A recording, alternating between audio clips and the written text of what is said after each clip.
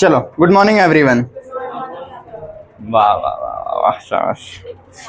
Atomic weight दिया है x का 39 और जेड का दिया है 132, ठीक है। तो तुमको वाई का एटॉमिक वेट फाइंड करना है।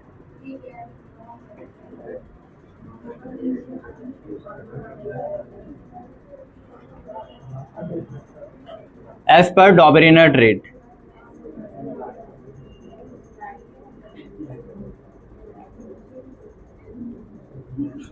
ठीक है, फर्स्ट वाला क्वेश्चन क्या था अपना? देखो, मैं हर टॉपिक से कुछ कुछ ऐसे क्वेश्चन सिलेक्ट करके करवा रहा हूँ। पीरियोडिसिटी में स्टार्टिंग में जो साइंटिस्ट आते हैं या छोटे मोटी चीजें, उनसे कुछ क्वेश्चन मैंने लिख दिए। इसके बाद में इलेक्ट्रॉनिक कॉन्फ़िगरेशन वाले पार्ट से कुछ क्वेश्चन आते हैं कि ये कॉन्फ़िगरेशन कहाँ आएगा, इसके ऊपर वाला कौन है, नीचे वाला कौन है, कौन से ग्रुप का है, वो क्वेश्चन करेंगे। फिर एटॉमिक साइज, स्क्रीनिंग, ऐसे हर एक टॉपिक को उठाते हुए अपन जितनी बुक से जो क्वेश्चंस मुझे लगते हैं कि हाँ ठीक ठाक है, वो करते जाएंगे। ठीक है, चलो पहला क्वेश्चन, एटॉमिक वेट एक्स, कोई भी एलिमेंट ले लिया, एक्स का दिया उसने 39, जेड का दिया है 132, और उसने क्या पूछा है, एक्स वाई जेड ऐसा होता है ना, मतलब उनके बीच, एक्स और जेड के बीच वाला कौन होता है, वाई। तो उसका एटॉमिक वेट पूछा है और उसने दे भी दिया है कि डॉबरिनर के अकॉर्डिंग बताना है। ठीक है, और डॉबरिनर क्या बोलता है कि पहले और तीसरे के एटॉमिक वेट का एवरेज सेंटर के एटॉमिक वेट के बराबर आता है। ठीक है, तो पहले का वेट कितना है, 39। ठीक है, तो 39 प्लस 132, क्योंकि यही होगा ना, x plus z divide with 2 is equal to y. अरे वो छोड़ो, इसने x z दिया था, ये नहीं पूछा कौन है, इसने बस पूछा y का वेट क्या होगा। तो 13 प्लस 132 डिवाइड विद 2 कितना होगा ये, 171/2। इसको डिवाइड करोगे तो कितना आएगा, 2 1 2, 2 8 16, 21, 2 5 10, पॉइंट का 1, 0.0, 2 5 10, 85.5। समझ में आए? सबका आ गया था? कोई ऐसा जिसको नहीं आया हो अभी भी, या गलत जा रहा हो? पक्का? अगर तुम लोगों को नहीं दिख रहा तो बेंच बीच में कर लो ना बेटा, खड़े क्यों हो, सेंटर में कर लो। चलो ये ठीक है, ये सेकंड क्वेश्चन। ठीक है, पहला हो गया, डॉबरिनर से समझ गए कैसे क्वेश्चन आएंगे, बस वेट ही पता करना है फर्स्ट और थर्ड का डिवाइड विद 2, और कुछ नहीं है। Which of the following is not a Dobereiner trait. अब देखो, मैंने तुम लोगों को ये बताया था कि 6 ही एग्जाम्पल हैं जो डॉबरिनर में है अपनी बुक में। ठीक है, और 6 में से 3 एस ब्लॉक के थे, 3 पी ब्लॉक के थे। ठीक है, तो कौन सा डॉबरिनर ट्रेट नहीं है, क्या लगाया तुम लोगों ने? अच्छा ये सेकंड, हाँ 1 2 3 4 देख लो, मैग्नीशियम, कैल्शियम और स्ट्रोंशियम, ये सब लोगों ने। और कौन कौन से होते हैं ये पता है? देखो इधर मैं छोटा सा लिख रहा हूँ, इधर देखो,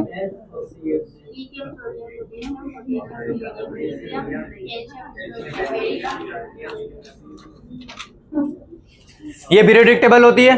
तो यहां से बताया था कि इन 3 को इंक्लूड करना है, यही थे ना, और पोटेशियम को दोनों में इंक्लूड करते हैं। तो ये 3 थे, ये 3 थे, और इधर से कौन थे, कैल्शियम, स्ट्रोंशियम, बेरियम, मतलब पोटेशियम के साथ वाले से। ठीक है, अब बचे हुए पी ब्लॉक के थे। पी ब्लॉक में आखिरी की जो 3 लाइन होती है, मतलब 0 ग्रुप को हटा दो, chlorine family, oxygen family, nitrogen family, इनमें थर्ड पीरियड से अगले अगले 3, जैसे मान लो ये लिखा है मैंने, ये फ्लोरीन, क्लोरीन, ब्रोमीन, आयोडीन, तो क्लोरीन, ब्रोमीन, आयोडीन ऑक्सीजन का लिखा है, तो सर ये, हाँ फिर ये, और नाइट्रोजन का लिखा है, तो ये समझ में आए?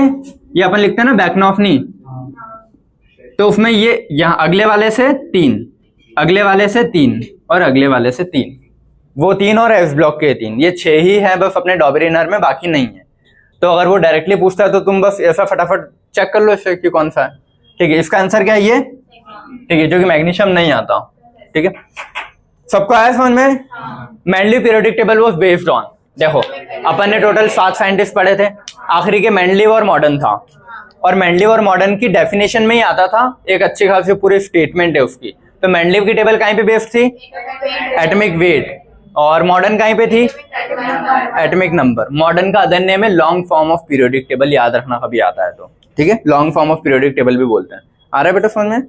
तो मेंडलीव पूछा था तो एटॉमिक वेट, बात ही खत्म, ठीक है। मेंडलीव के डीमेरिट्स याद कर लेना जो 3-4 थे, एक आइसोटोप्स वाला था, एक जीरो ग्रुप वाला था, एक उसने किसी का वेट पहले रख दिया था और एक का बाद में रख दिया था, और एक और कुछ था, ठीक है। हाँ, हाइड्रोजन का पोजीशन फिक्स नहीं था। तो ये 4 डीमेरिट्स जो एनसीईआरटी में लिखे हैं वो मैंने लिखवा दिए थे, तो 4 के 4 एग्जैक्ट याद होना चाहिए। 4 के अलावा 5वां डीमेरिट नहीं है क्योंकि एनसीईआरटी ने नहीं लिखा है, होगा भी तो, ठीक है। ये हुए। फिर अगला कौन है जो न्यूलैंड लॉ ऑफ ऑक्टेव को ओबे करता? देखो फर्स्ट और सेकंड साइंटिस्ट से क्वेश्चन नहीं आएगा तुम्हारे पास कभी भी। जो स्टार्टिंग का था प्राउड्स और एक और कौन सा था, लेवोइसर, कोई क्वेश्चन नहीं पूछ रहा, बस ये पूछ लेगा कि उन्होंने किस पे थ्योरी दी थी, इतना। लेवोइसर एल से लश्शरफ था, तो मेटल नॉन मेटल, और प्राउड्स था हाइड्रोजन, बस, और कुछ नहीं है उसमें। उसके अलावा फिर इन साइंटिस्ट आ जाते हैं। थर्ड अपन ने डॉबरिनर पढ़ा था, चौथा न्यूलैंड लॉ ऑफ ऑक्टेव पढ़ा था, फिर लॉथरमियर कर्व पढ़ा था, और ऐसे, ठीक है। और लॉथरमियर से भी क्वेश्चन ऐसे ऐसे है नहीं बुक में, देखना ना कर्व से पूछा, बट फिर भी याद रखना है कि कौन सा एलिमेंट कहाँ कर्व पे आता है। न्यूलैंड ऑक्टेव रूल कौन फॉलो करता है? पहले कि न्यूलैंड ऑक्टेव रूल सिर्फ कैल्शियम तक लगता है, ठीक है। तो कैल्शियम तक का अपने को टेबल पता है, ये कैल्शियम के बाद आता है ना, तो पॉसिबल ही नहीं है। अगला बेटा मांगे कार, ये ठीक है। फ्लोरीन, क्लोरीन, ब्रोमीन, ये सब कैल्शियम के बाहर आते हैं।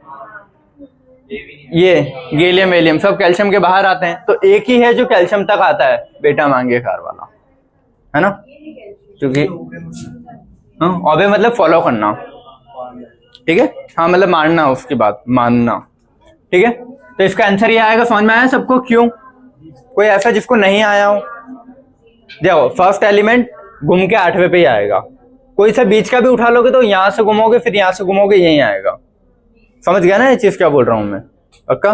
बोरॉन से कौन सिमिलर रहेगा, बताओ मेरे को जरा। बोरॉन से एल्यूमिनियम ना, जस्ट उसके नीचे वाला जो फॉलो करेगा ये, ठीक है। तो जस्ट उसके नीचे नीचे वाले फॉलो करते हैं, लेकिन वो भी कैल्शियम तक। कैल्शियम के बाद डी ब्लॉक वाले कोई नहीं करता, और उसके बाद ना पी का ना कोई सा, ठीक है। चलो, which is present in Mendeleev periodic table, इन चारों में से कौन सा मेंडलीव की टेबल में था? देखो मेंडलीव की टेबल भले अपने को याद नहीं है, लेकिन कुछ चीजें ये तो याद है ना कि जो उसने एका एका करके दिए थे वो तो होंगे। तो इनमें से कौन सा था? ठीक है, क्योंकि स्कैंडियम को उसने क्या नाम दिया था?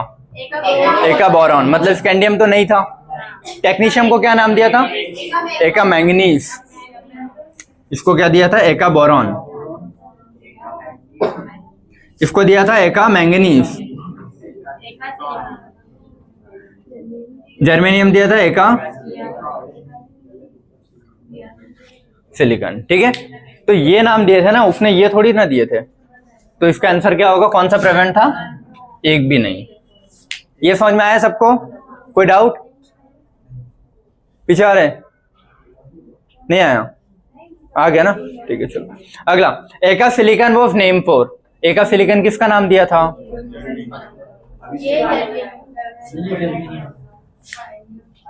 जर्मेनियम। क्लियर है सबको? ये याद कर लेना, एका वाले है ना, हर एक चीज से क्वेश्चन है। Which is not representative element, कौन सा रिप्रेजेंटेटिव एलिमेंट नहीं है चारों में से? बताओ। 18 है ना, क्योंकि रिप्रेजेंटेटिव एलिमेंट के 2 या 3 नाम बताए थे। रिप्रेजेंटेटिव एलिमेंट को बोलते हैं main group element, representative element और नॉर्मल एलिमेंट्स, ठीक है। और इसमें बताया था मैंने एफ और पी ब्लॉक के सारे आते हैं एक्सेप्ट जीरो ग्रुप। अब इससे क्वेश्चन पता है नंबर से भी दे सकता है कि कोई भी उसने एटॉमिक नंबर दे दिया 4 और 4 एटॉमिक नंबर देके पूछ लेता है कि कौन सा रिप्रेजेंटेटिव नहीं है, तो कौन सा नहीं होगा? जो जीरो ग्रुप की लाइन में एटॉमिक नंबर या एटॉमिक वेट आ रहा होगा, अगर वेट देता है नंबर देता है। क्लियर है सबको? ठीक है, तो इसमें कौन सा होगा अपना? 18th ग्रुप रिप्रेजेंटेटिव नहीं है। जब भी क्वेश्चन में हो नॉट या करेक्ट या फिर नॉट करेक्ट, नॉट रॉन्ग ऐसे वर्ड यूज करे तो हमेशा उनको गोला करके ही सोचना क्वेश्चन, क्योंकि रीड करते टाइम तो ध्यान रहता है, फिर पढ़ते टाइम गलत कर देते हैं। क्लियर है सबको? ठीक है। फिर अगला है which does not affect valence shell. Valence shell मतलब सबसे बाहर वाला रिंग, ठीक है। तो उसको कौन सी चीज अफेक्ट नहीं करती है?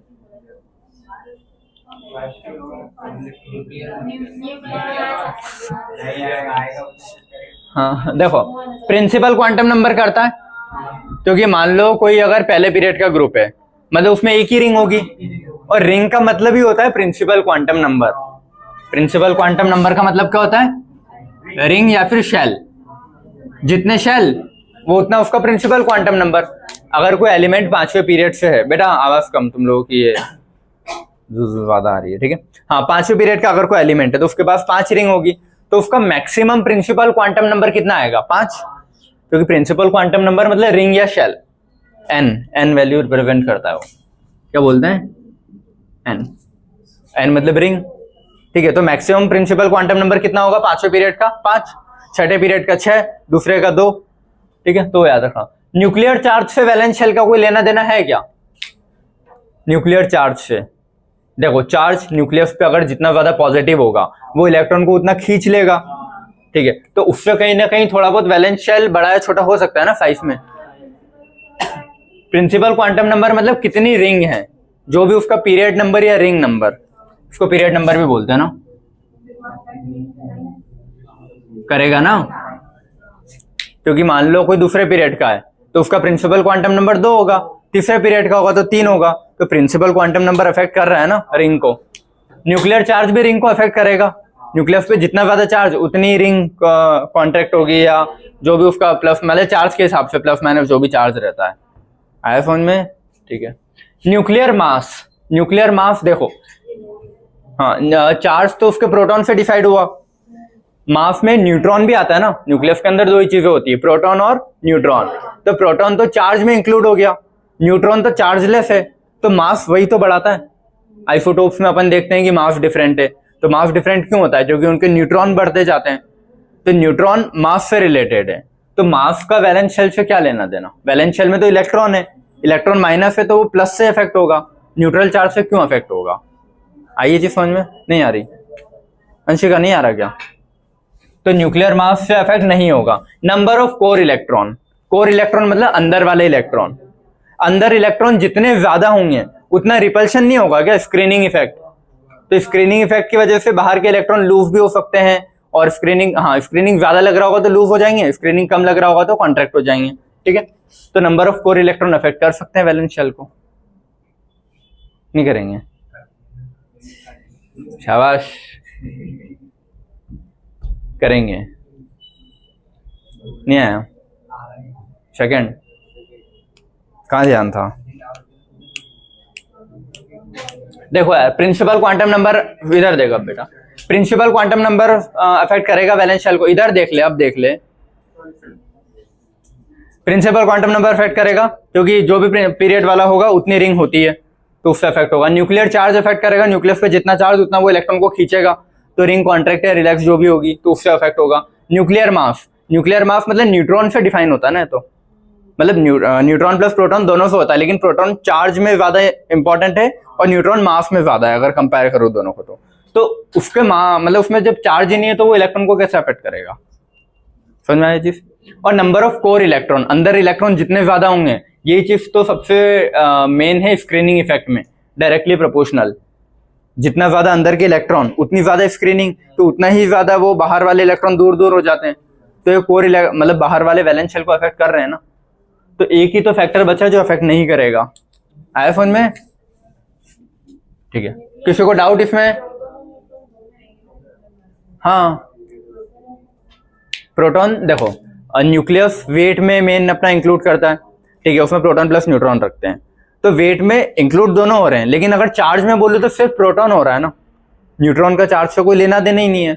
तो मैंने प्रोटॉन को मेन फैक्टर उसको चार्ज में ले लिया और न्यूट्रॉन मेन मास में इंक्लूड कर लिया, तो उसकी वजह से अगर देखूंगा चार्ज और मास में, तो चार्ज फिर भी वैलेंस शेल को अफेक्ट कर सकता है, मास वैलेंस शेल को अफेक्ट नहीं कर पाएगा इतना। मतलब हाँ, दोनों में से सिलेक्ट करना हो तो मैं मास को ज्यादा प्रीफर करूंगा। ऐसा does not affect valence shell. देखो यार, मास फिर नन प्रायोरिटी रहता मेरा भी, क्योंकि देखो ऊपर से नीचे मास बढ़ते जाता है तो वैलेंस शेल भी तो बढ़ रहे हैं अगर ऐसे। लेकिन अब अपने को अगर इन चारों में से भी सिलेक्ट करना हो तो फिर मास ज्यादा प्रायोरिटी पे रखूंगा मैं, ये ठीक है। चलो ये क्लियर हुआ।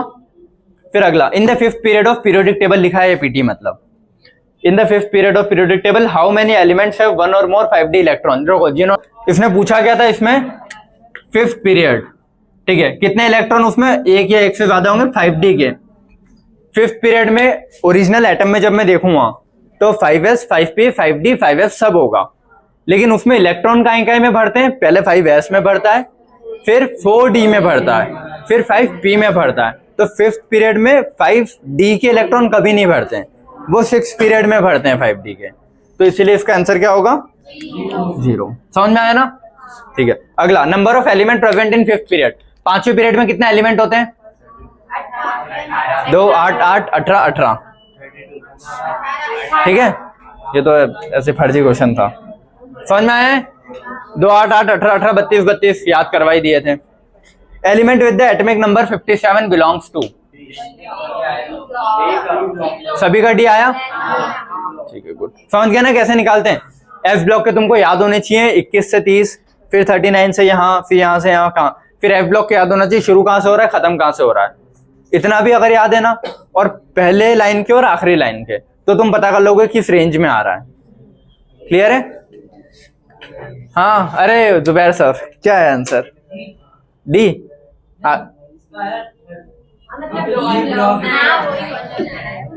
चलो ठीक है, चलो समझ में आ गए सारे क्वेश्चन। ठीक है, नया क्वेश्चन लिखता हूं मैं ना। हाँ, इसका फोटो क्लिक कर लो अगर लेना है तो। एटॉमिक नंबर 79 का ग्रुप और पीरियड बताओ।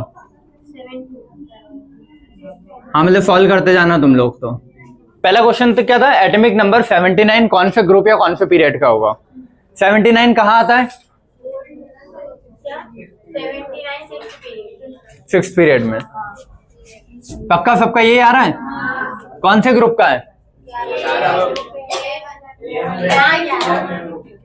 तुमने सिर्फ डी से गिना था क्या? हाँ भाई, एस के 2 गिनोगे और फिर बचे हुए गिनोगे, तो 1 2 3 4 ऐसे करके आएगा। तो 79 कहाँ आएगा, समझ गए? और कैसे आएगा देखो यार, ये नंबर्स तुमको याद होने चाहिए कि स्कैंडियम 21 से 30, ऐसे बीच बीच के भी रैंडम याद हुए तो तुम आसपास का नंबर फाइंड कर सकते हो कि हाँ कहाँ पे 79 के आस। 79 तो खुद ही वो गोल्ड या सिल्वर के आसपास जो भी है, गोल्ड सिल्वर क्या, गोल्ड ही है एग्जैक्ट। ठीक है, तो तुमको पता होना चाहिए एग्जैक्ट कहाँ से शुरू हो रहा है, कहाँ खत्म हो रहे हैं, तो याद रहेगी सुबह। ठीक है, अगला लेंथेनॉइड्स का जनरल कॉन्फ़िगरेशन क्या लिखा बेटा तुम लोगों ने, मुझे बताओ। NF2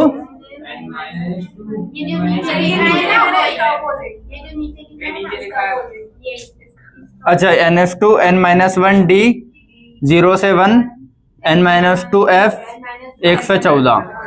सबने ये लिखा है? कोई ऐसा जिसने अलग लिखा है हाथ खड़े कर दो पहले से ही। एक और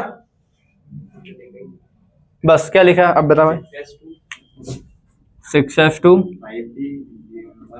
5D1 4F1 to 14। अब कंपेयर करके बताओ कौन सा सही है। पूछा था जब मैंने बोल दिया है कि लेंथेनॉइड से मतलब छठा पीरियड बोल दिया है, तो एन क्यों लगा रहे हो उसमें? एन की तो जरूरत, एन तब लगाते हैं जब मैंने पीरियड फिक्स नहीं किया हो। जब मैंने बोल दिया था कि लेंथेनॉइड का जनरल कॉन्फ़िगरेशन, तो 6 तो आना ही चाहिए सब में, मतलब एन फिक्स कर दिया ना, तो 6F2 भरेगा। फिर 5D के 0 से 1 ये बेटर रहता है। ठीक है, 0 से 1 क्योंकि कुछ कुछ में शिफ्ट होके जंप होता है, तो 0 से 1 और 4F के 1 से 14, तो ये कॉन्फ़िगरेशन सही है। ठीक है, मैंने जो फोटो भेजी थी ना एक कि हाँ ये जनरल कॉन्फ़िगरेशन बहुत सारे ग्रुप्स के उसमें था, किसी ने पढ़ी भी नहीं होगी। अगला, इसका कॉन्फ़िगरेशन का ब्लॉक क्या होगा? सबका एफ आया है पक्का? कैसा आया समझ में? कौन किसको नहीं आया? अच्छा नहीं, तुम्हारे बोल रहे हो। चलो, N-2 F 1 से 14, N-1 D 0 से 1 और NF2, तो F के भर रहे हैं ना आखिरी में, तो ये क्योंकि F के भर दिए उसने, फिर D पे आया, D में 1 भरा, और D में 1 भरने के बाद F पे आता है, मतलब F ब्लॉक का होता है। क्लियर है? ठीक है, फोन रख दे बेटा, घर से उठा ले। चलो, which group have the metal non metal metalloid तीनों? कौन सा ग्रुप ऐसा है जिसमें तीनों चीजें आती है?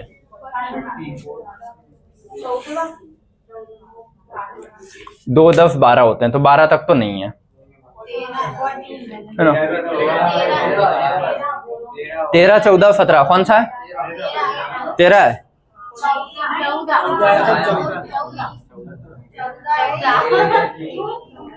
मैंने लिखवाया था क्लास में, याद है? कार्बन,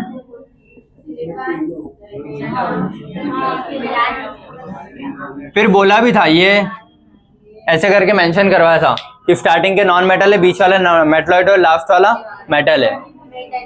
हाँ, तो जो पूछ रहे थे तुम वो ये है। तो ये हो गया। हाँ, इलेक्ट्रॉनिक कॉन्फ़िगरेशन ऑफ गैडोलिनियम आता है और पीवाईक्यू का क्वेश्चन है। क्या है? जेनॉन। हाँ, पहले तो ये आएगा 6s2।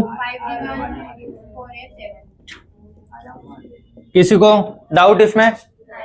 ठीक है, जेनॉन छठे पीरियड में आता है, पता है? छठा पीरियड एस से शुरू होता है, एस के दोनों भरे 6s2। उसके बाद कौन सा आता है इसमें गैडोलिनियम वाले में? लेंथेनम। तो लेंथेनम का एक भरेंगे ना पहले, तो वो एक भरा 5d1 में, फिर उसके बैक साइड पे आ जाता है पूरा एफ का पट्टी, तो एक कम होता है 4f, तो 4f में 7वें नंबर पे आता है। बताया था गैडोलिनियम सेंटर में आता है, याद करना है। तो उससे ये हो गया। अगला ये वाला कौन से ब्लॉक का है ये? हाँ, ये वाला जो लिखा है मैंने बेटा, डी ब्लॉक। सबका डी आया आंसर? किसका नहीं आया? डी ब्लॉक का सुनो, देखो इधर, ये इधर से स्टार्ट। अगर छठा पीरियड है, देखो कभी भी ये पता करना हो ना कौन से पीरियड का कौन से ग्रुप का है, सबसे पहले एफ उठा लेना, मैक्सिमम वाला। जो भी मैक्सिमम एस होगा उससे मुझे पता है डी एक ही कम होगा, एफ एक कम होगा, तो ये चेक कर लेना उसका, उससे रिलेटेड डी या एफ आ रहा है क्या कहीं। जैसे मैंने बोल दिया 6s, तो 6s से रिलेटेड डी कौन सा होगा?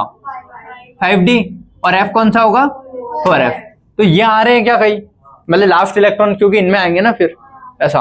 और फिर इससे रिलेटेड p, तो वो तो 6p होता है।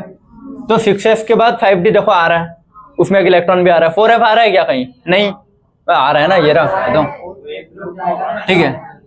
तो 4f आ रहा है, 5d आ रहा है और 6p आ रहा है क्या? नहीं आ रहा है। ठीक है, तो सबसे पहले s भरता है, तो f भर गया होगा। उसके बाद क्या भरता है? d का एक, तो d का एक ये रहा, ये भर दिया। और उसके बाद f, तो f का 14 भर आ रहा है ना, तो f ब्लॉक का होगा ना बेटा सारे। हमेशा s को पहले पकड़ोगे, जो भी मैक्सिमम s है उसके हिसाब से फिर चीजें चेक करोगे कि कौन सा अवेलेबल। भले उसने यहां लिखा हो, बेटा सारे सुन लो इधर, क्योंकि वो कॉन्फ़िगरेशन में हो सकता है चीजें इधर लिखे चाहे इधर लिखे, उसके लिखने के पैटर्न पे डिसाइड नहीं करता कि कौन कहां भर रहा है। तुमको देखना है कि भले उसने 5d यहाँ लिखा, हो सकता है वो यहाँ लिख देता, कहीं भी लिखा हो, बस देखना है कि कहीं लिखा तो नहीं है ऐसा। फिर 4f कहीं लिखा तो नहीं है, 6p कहीं लिखा तो नहीं है, कहीं भी अगर दिख रहा होता 6p तो सबसे फिर वो होता। समझ में आई ये चीज कैसे चेक करते हैं? ठीक है, ये अगला क्वेश्चन। x कोई एक एलिमेंट है, हटो, सेकेंड पीरियड का बोल दिया उसने, उसका कॉन्फ़िगरेशन क्या है? f2p1। सेकेंड पीरियड का है f2p1, उसने बता दिया है। अब उसका नेचर ऑफ ऑक्साइड बताना है और वो एसिड की बेस पे बताना है। ये 4 ऑप्शन दिए, क्या है तुम्हारा? बाकी थर्ड ही आया सबका? कोई ऐसा थर्ड के अलावा? थर्ड मतलब ये, चलो देखो, इसने बोल दिया F2P1, तो आउटर मोस्ट रिंग जो भी यही है ना उसकी, तो आउटर मोस्ट रिंग में टोटल इलेक्ट्रॉन कितने हैं? 3। तो X के ऊपर कितने इलेक्ट्रॉन है? 3। और ऑक्साइड बोला है तो ऑक्सीजन के ऊपर 2 होते हैं, तो ये यहाँ आएगा, ये यहाँ, तो X2O3। ठीक है, अब इसने बोला P में पहला, P में पहला और इधर से, ठीक है, तो P में पहला कौन है? बोरॉन, सेकेंड पीरियड में। और बोरॉन का याद करो, लिखाया था मैंने कि बोरॉन का ऑक्साइड एसिडिक होता है। ठीक है, तो ये क्या होगा? X2O3 acidic. एग्जैक्ट अगर पूछा है वो बोरॉन का ऑक्साइड कैसा होता है तो एसिडिक ही बोलोगे, क्वेश्चन आया हुआ था, याद करना है। ठीक है, हाँ। अब उसका देखो, कुछ बुक उसमें लिखती है क्या? मेटलॉइड में लिखती है, कुछ बुक नहीं लिख रही है। नहीं लिख रही है मतलब कहीं में आ गया हो, नॉन मेटल। नॉन मेटल के ऑक्साइड एसिडिक होते हैं। ये एल्यूमिनियम, गैलियम, अब वो सारे नॉन मेटल है।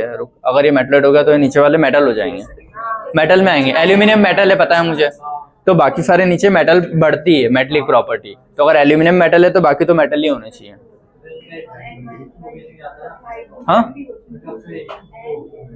हाँ, इनके ऑक्साइड नॉन मेटल का ऑक्साइड है, सॉरी मेटल है ना, मेटल का ऑक्साइड है बेसिक।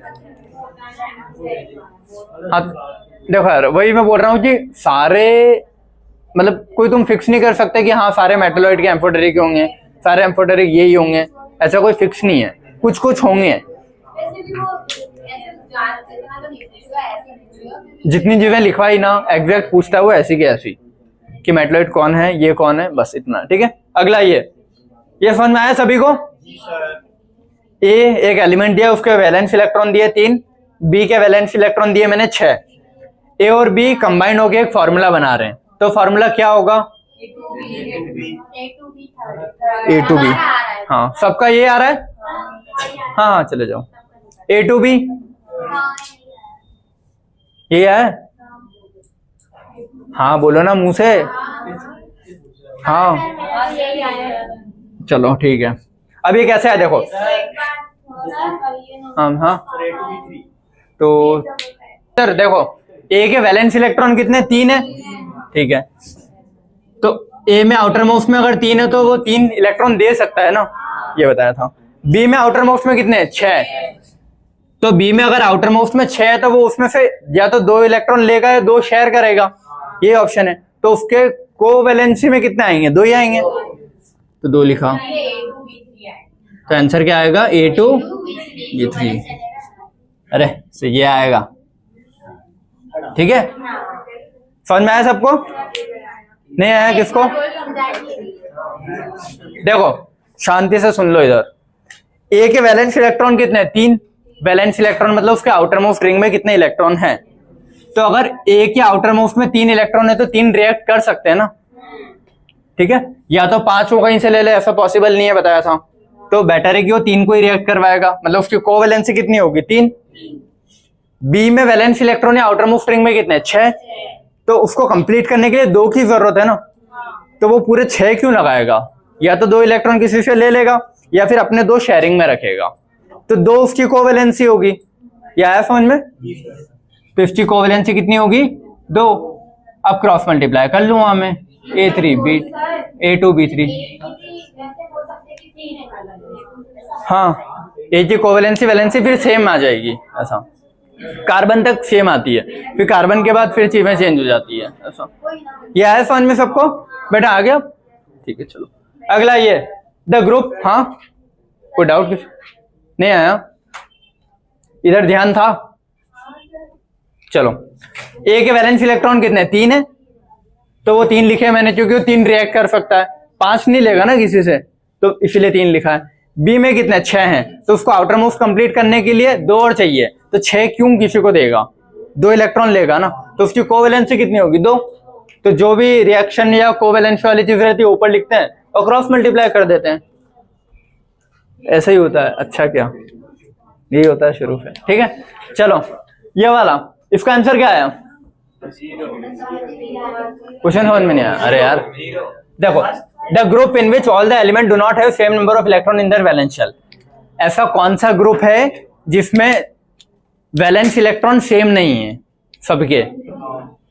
देखो फर्स्ट पीरियड है पूरा, फर्स्ट पीरियड में सब में आउटर मोस्ट में कितने होते हैं? 1। सेकेंड पीरियड में आउटर मोस्ट में कितने होते हैं? 2।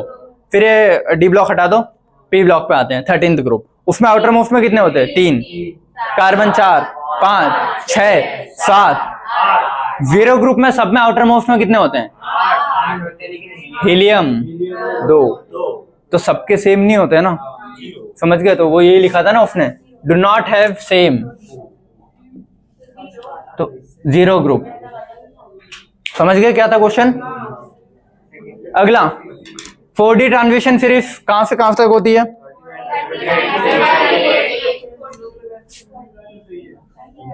याद है ना ये चीजें? 3D 4D 5D और F के दोनों याद होने चाहिए। अल्कली मेटल का कॉन्फ़िगरेशन ये बताओ, ये समझाना था मेरे को। सेकंड आया तुम्हारा? सबका सेकंड आ रहा है?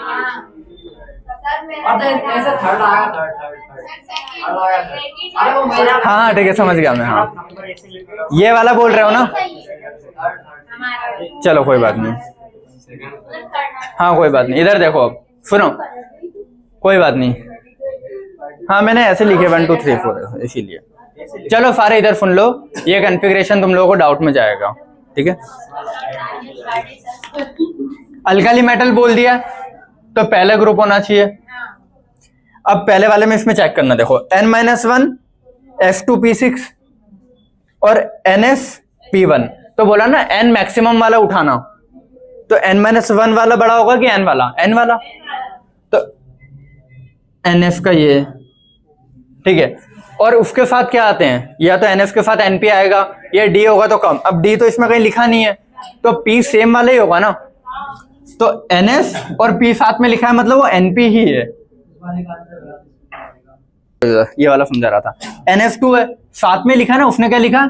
NF2P1, इसका मतलब ये N दोनों के लिए है, ये याद रखना, ठीक है। तो NF2 NP1, इतना क्लियर हुआ। अब उससे एक कम, मतलब एक ऊपर रो में जाऊंगा तो N-1 करूंगा, तो N-1 में S लिखा है, P लिखा है, मतलब ऊपर वाला पीरियड भरा है F और P का, तो लिख दिया मैंने N-1। अगर ये लाइन N की है तो इसके ऊपर वाली लाइन N-1 होगी, तो N-1 का S भी भरा है, P भी भरा है, F2P6। फिर अगली लाइन में मैं S का 2 और P का 1, तो ये तो P में आ गया ना, तो ये गलत है, अल्कली तो नहीं है।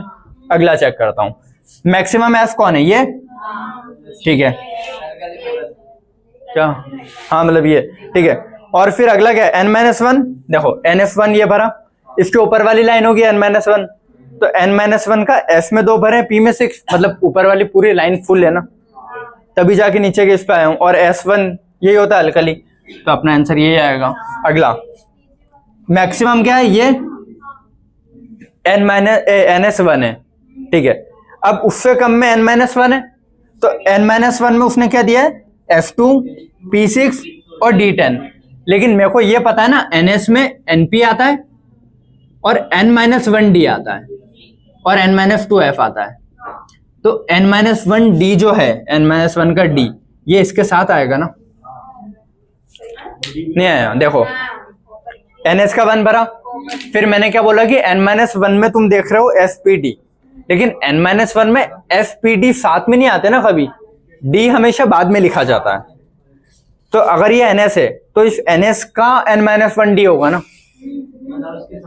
है ना, तो NS का 1 है और N-1 के D में कितने? 10 है। इसका मतलब क्या हुआ होगा? इसने S का एक इलेक्ट्रॉन जंप करके D में रखा है, कॉपर जिंक, कॉपर वाला आया समझ में? कॉपर में बोलते हैं ना S को उठा के एक D में पटक देता हूं, तो S का एक रह गया और D के 10 हो गए, तो ये कॉपर का है। समझ में आए? तो इसको कैसे देखते हैं, थोड़ा क्लियर हुआ। अगला वाला देखता हूं, इसमें मैक्सिमम N कौन है? ये, तो NF2 लिखा है, NP6 लिखा है, और उसी रो में होता है N-1 D10, तो सारी चीजें सही है। तो ये किसका होगा? D10 है ना मैक्सिमम, P का है, कहता हूं D का नहीं है। देखो NF2 सबसे पहले भरता है, फिर N-1 के D भरते हैं 10, और फिर P आते हैं ना NP के, तो P का हुआ ना, P में भी 0 ग्रुप। ये चीज समझ में आई?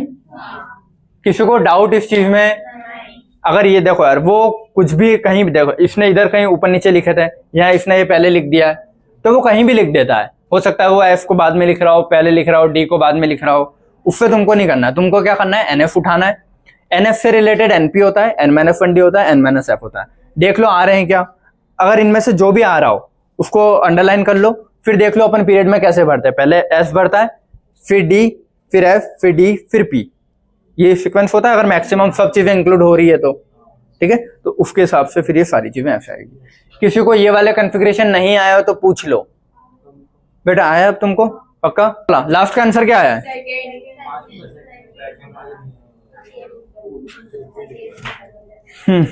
X और Y दो एलिमेंट लिखे हैं मैंने, 1F2, 2F2, 2P6। 1F2 मतलब पहला पीरियड ये भर के आ चुका है, 2F2, 2P6 लिख लिया मतलब दूसरा पीरियड भी भर के आ चुका है।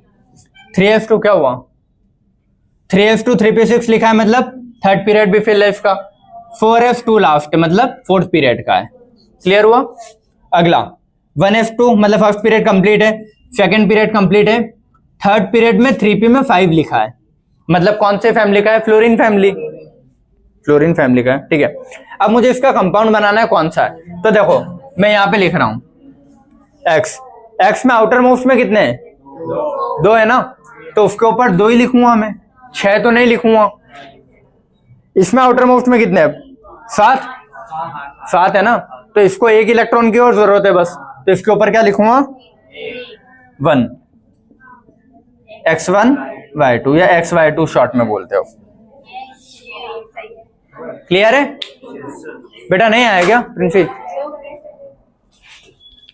देख x में आउटर मोस्ट में कितने इलेक्ट्रॉन है बताओ, 2 है। 4s2 समझ में आया, तो x का मैंने 2 लिखा ऊपर, ठीक है। y में कितने आउटर मोस्ट में, ये बताओ 7 है ना, आउटर मोस्ट रिंग थर्ड वाली है, तो थर्ड में 2 और 5 कितना हुआ टोटल 7। कंप्लीट होने के लिए 8 चाहिए होते हैं, तो 1 की कमी है ना बस, तो 1 इलेक्ट्रॉन लेगा बजाय 7 देने के, तो 1 लिखा y के ऊपर और फिर क्रॉस मल्टीप्लाई कर दिया, ठीक है। आगे और किसी को डाउट, सबको क्लियर है ना ये चीजें? जो कल जब टेस्ट में ऐसे क्वेश्चन आएंगे तो वहां गलतियां मत करना, है ना, क्योंकि ऑक्साइड्स वाले ये सारे हर वैरायटी से दिए हैं मैंने क्वेश्चन, तो इसीलिए अच्छे से सिखा रहा हूं ताकि कल गलत ना करो तुम लोग, ठीक है। आया ना तुमको भी? चलो मिटाऊं ये board. Lowest anion to cation ratio, देखो क्वेश्चन जब भी करो ना, पहले क्वेश्चन पढ़ के उसको लिखा करो कि पूछ क्या रहा है। उसने क्या बोला है, एनायन टू कैटायन का रेशियो पूछा है इसने, है ना, तो और इसने पूछा लोवेस्ट क्या होना चाहिए, तो ये चीज लोवेस्ट कब आएगी, जब ये चीज बड़ी होगी, तो ये जितना ज्यादा होगा उतना ही ये वैल्यू कम आएगा। तो कैटायन सबसे बड़ा किस में, ये देख लो सीजियम 2 में आ रहा है, लेकिन एनायन छोटा होना चाहिए ना, ऊपर वाली चीज जितनी छोटी नीचे जितनी बड़ी उतनी वैल्यू कम आएगी। तो फ्लोरीन, ये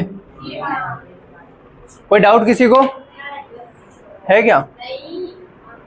आयनिक रेडियस ऑफ रेडियाई लिखा है वो ready, ionic radius of potassium और फ्लोरीन कुछ दिए हुए हैं। क्या बोला उसने, K प्लस और F माइनस के आयनिक रेडियस सेम है, कितने, ये। तो पूछ रहा है कि K और F की बताओ, उसने K प्लस और F माइनस की दी थी, और पूछ रहा है K की बताओ और F की बताओ।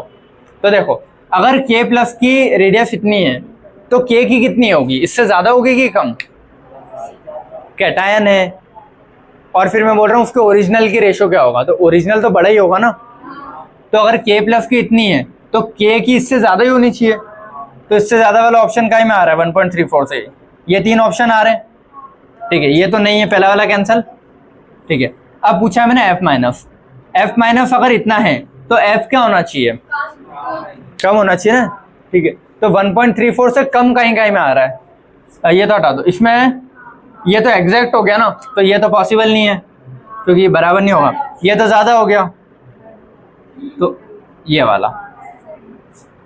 क्लियर हुआ सबको कैसे किया है, ठीक है। अगला, screening effect is not observed in, screening किस में नहीं देखता। स्क्रीनिंग का मतलब क्या होता है, इलेक्ट्रॉन आपस में धक्का दे रहे हैं, बाहर वाले इलेक्ट्रॉन को खुद के रिंग के भी धक्का दे रहे हैं, अंदर वाले रिंग के भी दे रहे हैं, उसके अंदर वाले रिंग के भी दे रहे हैं, लेकिन मान लो अगर कोई एटम ऐसा है जिसमें एक ही इलेक्ट्रॉन है तो धक्का देने वाला कोई बचे ही नहीं ना, ठीक है।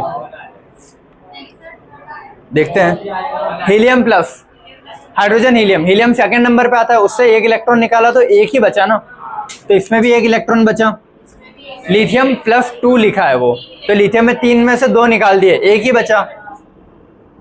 हाइड्रोजन में तो एक ही होता है, तो सब में अगर एक इलेक्ट्रॉन है तो इलेक्ट्रॉन को रिपेल करने वाला कोई बचे ही नहीं, तो स्क्रीनिंग 0 होगा ना, समझ में आए। एन आयन M+3 दे रखा है, ठीक है। उसने क्या दिया है, एक पहले से तुमको एक चीज लिखिए M+3, उसका कॉन्फ़िगरेशन उसने दे दिया है, क्या है, ये रहा M+3 का कॉन्फ़िगरेशन क्या दिया है ये, और पूछा क्या है कि M कौन से ब्लॉक से बिलोंग करता है। क्या आंसर आया तुम लोगों का, डी ब्लॉक, डी ब्लॉक आया ना, क्या है तुम्हारा, क्या है, डी सब डी वाले हो, क्या है, तो क्या है एस, ठीक है। बाकी क्या है, हाँ डी, तुम सब डी वाले हो, पी ए है, अच्छा एस, अरे यहां तक बोलो ना, आवाज आनी चाहिए। डी ब्लॉक, ये लो। हाँ, और तुम लोग, तुम्हारा कौन सा? अमित, आंसर क्या है? पी। अंशिका अभी तक सोच रहे हो? P, D. चलो देखो, सबके अलग अलग आ रहे हैं, किसी का ऐसा है, किसी का पी आया, किसी का डी आया। अब देखो, इसने M+3 का कॉन्फ़िगरेशन दिया है और पूछा है कि M कौन से ब्लॉक से बिलोंग करता है। तो M+3 में ये है, तो मतलब उसने 3 इलेक्ट्रॉन निकालने के बाद दिया है ना, और M में तो 3 इलेक्ट्रॉन और एक्स्ट्रा होंगे, तो S के 2 भरे, D के 10 भर गए थे, तो उसके बाद आगे 3 P में भरेंगे ना।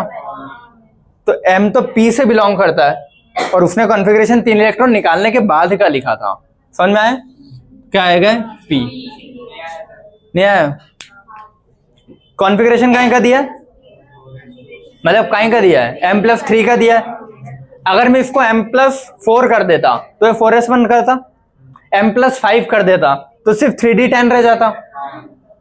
ऐसा गधों, इलेक्ट्रॉन 3d10 से पहले निकालते हैं, ऐसे नहीं निकालते हैं। नहीं है, सॉरी, हाँ ऐसे निकालें, ऐसे निकालें, सही सही है। तो फिर 3d10 बचेगा अपना, ठीक है। तो तुमको ऐसा लगेगा कि चीजें जैसे जैसे गायब होती जा रही। अब मैं मान लो इसमें इलेक्ट्रॉन बढ़ा दूं, 1 इलेक्ट्रॉन और बढ़ा दिया, तो ये काई में आ जाएगा 3d10 के बाद 4p1।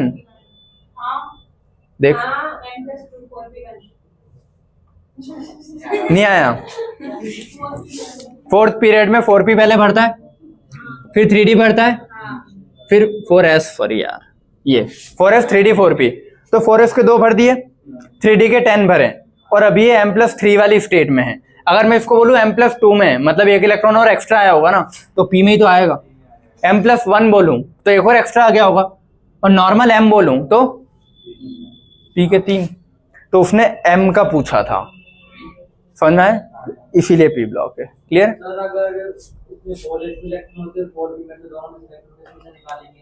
मतलब 4s में भी होते और 4p में भी होते, तो 4p से निकालते हैं। अभी तो आपने का लिखा था कि ऐसे निकालेंगे सर, आप पहले बताइए कि सबसे, मतलब एक एग्जांपल देके बताओ मेरे को। मतलब आपने ऐसा बोला था कि अगर इलेक्ट्रॉन पहले निकालेंगे तो पहले ऐसे निकालेंगे। अगर डी ब्लॉक की बात हो रही है तो आउटर मोस्ट रिंग से इलेक्ट्रॉन निकालते हैं। अब डी और एस में क्यों कंफ्यूजन होता है? क्योंकि डी अंदर की रिंग का है और एस बाहर का, इसीलिए एस से पहले निकालते हैं। लेकिन अगर 4s 4p दोनों सेम रिंग में, तो पी से निकालेंगे पहले, ये जो बाद में भरा है, ये है ना। अब इसमें भले ही 4s पहले भर गया, 3d बाद में भर रहा है, लेकिन वो अंदर आ गया ना, तो इसीलिए हाँ, मतलब डी ब्लॉक में अगर आता है तो 4s से पहले निकालेंगे, लेकिन अगर सेम ही है कि 4s 4p ऐसा है, तो फिर 4p से पहले निकलेगा। ये क्लियर है? जैसे कार्बन या किसी का भी ले लो ना एग्जांपल, तुम कार्बन का ही ले लो। हाँ, कार्बन का देख लो ना, कार्बन का क्या है? 2f2 2p2, तो इससे पहले निकालते हैं ना, पी से खाली करते हुए ऐसे ऐसे आते हैं, तो पी के पहले निकलते हैं अगर सेम पीरियड का है तो। ठीक है, चलो अगला, not iso electronic. Iso electronic का मतलब क्या होता है? Same electron. मतलब अगर मैं मान लो किसी से इलेक्ट्रॉन रिमूव कर रहा हूं, तो मैंने बताया था इलेक्ट्रॉन ऐड कर रहा हूं तो आगे बढ़ाते जाना, रिमूव कर रहा हूं तो पीछे बढ़ते जाना, उसको लेते जाना। ठीक है, तो नॉट आइसो इलेक्ट्रॉनिक। क्लोरीन कहाँ आएगा? किसकी जगह आएगा? क्लोरीन माइनस किया तो कौन सी? आर्गन की जगह आ जाएगा। P-3 किसकी जगह आएगा? आर्गन की जगह। आर्गन तो खुद ही है, तो तीनों आर्गन की जगह आ जाएंगे ना। देखो हे ना, अगर का 0 रन ये था, फिर यहाँ आता है बैकनॉफनी, फिर आता है ये क्लोरीन। तो क्लोरीन में माइनस दूंगा तो नियॉन की जगह आ जाएगा। समझ में आ रहा है सबको? फिर फास्फोरस इसके नीचे आता है ना, ये तो फास्फोरस में 1 2 और 3 उसको आगे बढ़ा दूंगा तो वो भी नियॉन की जगह आएगा। और नियॉन तो क्या है ये, सॉरी, ये यहाँ पे ऐसा आएगा, तो हे ना, अगर ऐसा था वो बोल भी नहीं पा रहे हो। क्लोरीन में 1 इलेक्ट्रॉन दूंगा तो आर्गन, फास्फोरस में 3 इलेक्ट्रॉन दूंगा तो वो भी आर्गन, और आर्गन तो यही है, तो तीनों सेम जगह आ गए तो आइसो इलेक्ट्रॉनिक है ना, तो ये तो आइसो इलेक्ट्रॉनिक हो गया। ठीक है, N-3 नाइट्रोजन में 3 इलेक्ट्रॉन दूंगा तो नियॉन, नियॉन तो खुद ही नियॉन है, और मैग्नीशियम इधर आता है यहाँ नीचे, तो मैग्नीशियम से 1 निकालूंगा तो पहले में, और दूसरा निकालूंगा तो वो भी नियॉन पे आ जाएगा, तो ये भी आइसो इलेक्ट्रॉनिक है। बोरॉन, बोरॉन से 1 इलेक्ट्रॉन निकाला तो वो ये इसकी जगह आएगा, कौन सा? बेरिलियम की जगह हीलियम से, हीलियम तो ये रहा, तो एक यहाँ है एक यहाँ, ये तो अलग ही हो, सॉरी ये तो हट गया, ठीक है। तो ये वाला आंसर होगा अपना नॉट आइसो इलेक्ट्रॉनिक। तो फिर ये बी ही होगा, पता है B+2 कुछ और होना चाहिए उसको, कहीं से दिया था यार ये यार।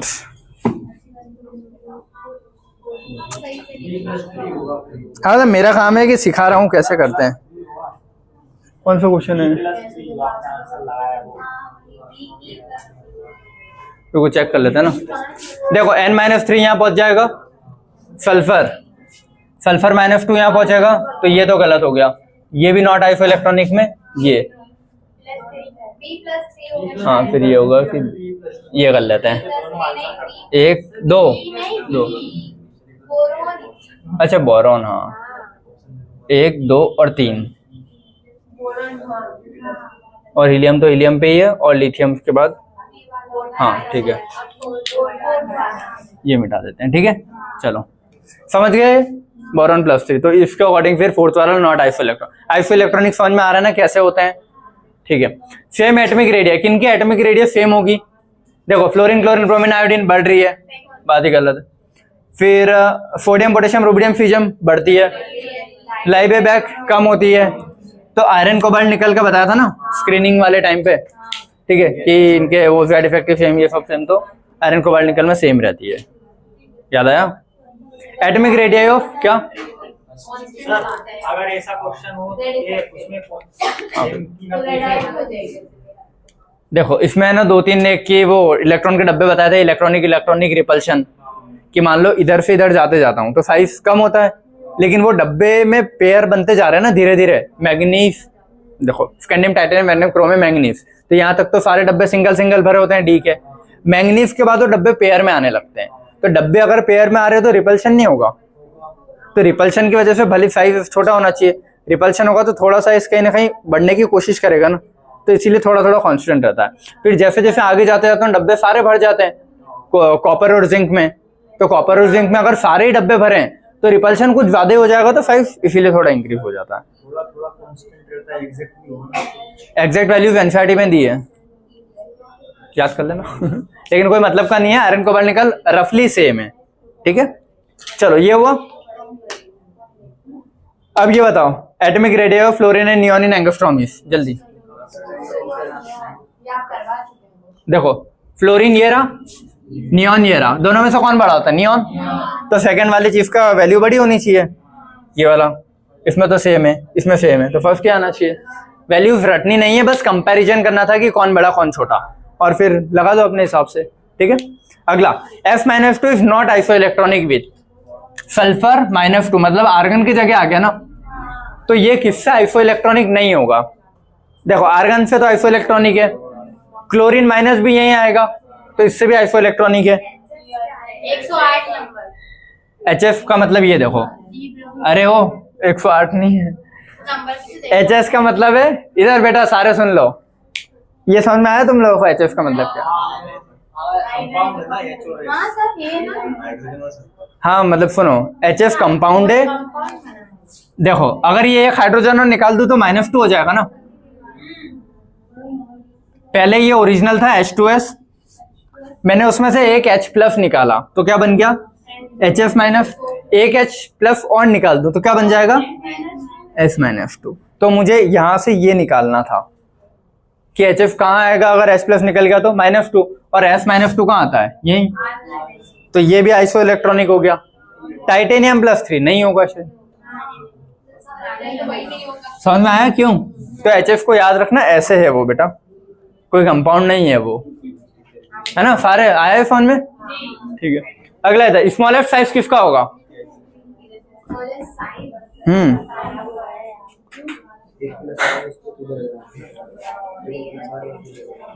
सारे थर्ड पीरियड के हैं,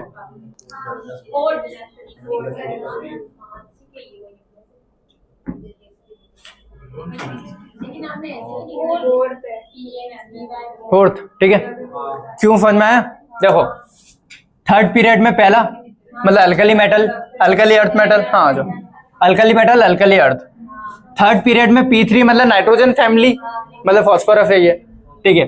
और उसके बाद ये 3P के 3 होते हैं ना, P में 3 डब्बे बनवाए थे और बेसिक में पढ़ाया था मैंने कि 3 डब्बों के नाम होते हैं PX, PY, PZ, और उनमें तो इलेक्ट्रॉन भरते हैं 1 2 3 4 5 6। तो इसने भरा 2 यहाँ भरे, 2 यहाँ और 1 यहाँ, तो टोटल कितने हो गए P में 5। तो इसको ये भी लिख सकता था मैं 3P5, लेकिन उसने कंफ्यूज करने के लिए ऐसा लिखा है। तो 3P5 सबसे इधर आता है, सबसे स्मॉलेस्ट साइज। समझ में आए सभी को? हाँ, इसका आंसर निकाल के बताओ। जिनको हो गया था वो तो ठीक है, बाकी निकालो। बोला Li+, तो वो कहाँ जाएगा? हीलियम पे आ जाएगा। कौन? Li+। फिर Mg+2 कहाँ आएगा? यहाँ, और फिर यहाँ, तो इस पे आ जाएगा Mg+2। Al+3 भी यहीं आएगा, 1 2 और 3। और K+ कहाँ जाएगा? आर्गन पे। तो देखो बेटा सारे इधर देख लो, ऊपर से नीचे आने पे साइज बढ़ता है, तो सबसे बड़ा साइज किसका होना चाहिए था? पोटेशियम। उसके बाद जब ये दोनों आइसो इलेक्ट्रॉनिक हो गए, तो आइसो इलेक्ट्रॉनिक को मैं हमेशा चार्ज से देखता हूं, तो कैसे करना था मुझे? जिसका ज्यादा बड़ा चार्ज वो साइज में छोटा, पॉजिटिव में। तो उसके बाद पोटेशियम के बाद बड़ा कौन होना चाहिए? मैग्नीशियम, फिर होना चाहिए एल्यूमिनियम, और सबसे छोटा होना चाहिए लिथियम। ठीक है, ये ऑर्डर आना चाहिए अगर अपन नॉर्मल कर रहे हैं तो, लेकिन ये गलत है। ठीक है, हाँ ये आया होगा तो ये गलत है, याद रखना। ठीक है, अब सुनो, इसमें एक्सेप्शन क्या था? एक्सेप्शन तो क्या ही है, कॉन्सेप्ट है। सेकेंड पीरियड के सारे थर्ड पीरियड से डायगोनल रिलेशन रखते हैं ना, ये पढ़ाया था। तो लिथियम का साइज ऑलमोस्ट मैग्नीशियम के बराबर होना चाहिए। तो जब मैंने पहले ही डिसाइड कर लिया कि लिथियम और मैग्नीशियम का साइज बराबर है, फिर भले ही आइसो इलेक्ट्रॉनिक करके एक ऊपर जा रहा है एक नीचे जा रहा है, लेकिन साइज दोनों के सेम ही रहेंगे ना। ठीक है, अब जब मैंने बोल दिया कि डायगोनल रिलेशन की वजह से साइज दोनों के सेम है, तो मैं कहीं से देखूंगा? चार्ज से। चार्ज जिसपे ज्यादा, एक लिथियम पे प्लस ही है और मैग्नीशियम पे क्या है? +2, तो जिसपे ज्यादा चार्ज वो ज्यादा छोटा। ठीक है, तो लिथियम क्या हो जाएगा? ये लिथियम बड़ा हो गया। ठीक है, अब फिर उसमें भी मैंने डिसाइड कर लिया कि जब इन दोनों के साइज सेम थे और इन दोनों में कौन बड़ा है? लिथियम। और फिर मैग्नीशियम और एल्यूमिनियम में मेरे को चेक करना है कि मैग्नीशियम और एल्यूमिनियम में चेक कैसे करूंगा? जब दोनों के साइज सेम है तो चार्ज से देखूंगा। हाँ ये हो गया। हाँ मतलब मैग्नीशियम और एल्यूमिनियम दोनों आइसो इलेक्ट्रॉनिक है, तो इन दोनों में छोटा कौन होगा? हाँ भाई, अरे बड़ा लिख रहे हैं ना यहाँ पे, Mg+2 और Al+3। और फिर सबसे बड़ा कौन है? सॉरी, सब रुको रुको रुको, कुछ गड़बड़ है। हाँ सबसे पहले तो K+ आएगा, उसके बाद अगर इन तीनों में डिसाइड करना है तो फिर ये ऑर्डर रहेगा। ठीक है, हाँ समझ गए ना ये चीज क्यों आई? क्योंकि ये दो सेम है, तो ये तीन चीज कहीं ना कहीं सेम ही है, क्योंकि ये आइसो इलेक्ट्रॉनिक की वजह से सेम है, ये डायगोनल की वजह से सेम है। तो मान लो मैं इसको वैल्यू 2 देता हूं, तो इसको भी 2 ही देनी पड़ेगी, और इसकी 2 है तो एल्यूमिनियम की भी तो 2 ही है। अब सेम जगह है ना, तो अब इन तीनों में फिर मेरे को चार्ज से डिसाइड करना पड़ेगा। तो चार्ज से डिसाइड कर लिया, और पोटेशियम क्यों बड़ा है? क्योंकि उसकी तो रिंग ही ज्यादा है, तो इसीलिए उसको सबसे पहले रखा। तो लार्जेस्ट ये और स्मॉलेस्ट ये, तो क्वेश्चन ये आया था कि स्मॉलेस्ट कौन होगा ये।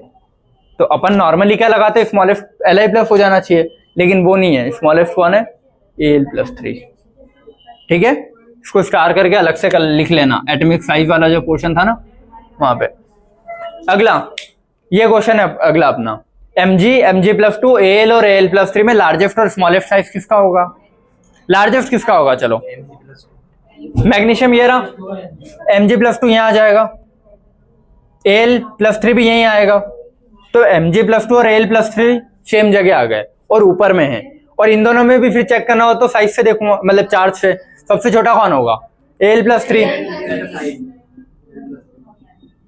और लार्जेस्ट कौन होगा? मैग्नीशियम और एल्यूमिनियम में इधर से इधर जाने पे मैग्नीशियम होगा ना, क्योंकि इधर से इधर साइज डिक्रीज होता है, तो मैग्नीशियम बड़ा होगा। समझ में आए? किसी को डाउट तो नहीं इसमें? चलो अगला, ये इसका ऑर्डर क्या लिखा साइज का बेटा?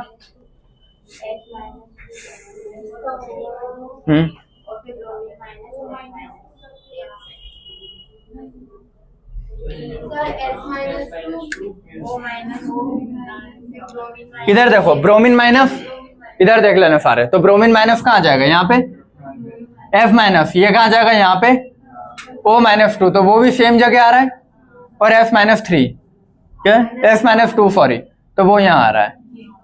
तो दो यहाँ पे आए, एक यहाँ पे और एक यहाँ पे, तो ऊपर से नीचे आने पे साइज का क्या होता है? बढ़ता है। तो सबसे बड़ा कौन होगा? Bromine minus.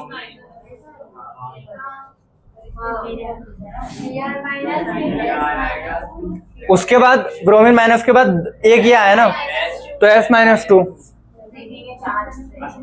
उसके बाद दो सेम जगह आ रहे हैं, तो जब दो सेम जगह आ जाते हैं तो उसको आइसो इलेक्ट्रॉनिक बोलते हैं। आइसो इलेक्ट्रॉनिक को हमेशा चार्ज से देखते हैं, जितना ज्यादा प्लस चार्ज उतना छोटा, जितना ज्यादा माइनस चार्ज उतना बड़ा। तो इन दोनों में से ज्यादा माइनस O के पास है, तो O ज्यादा बड़ा होगा, F-O, ये ऑर्डर है। समझे कैसे करते हैं क्वेश्चंस? ठीक है।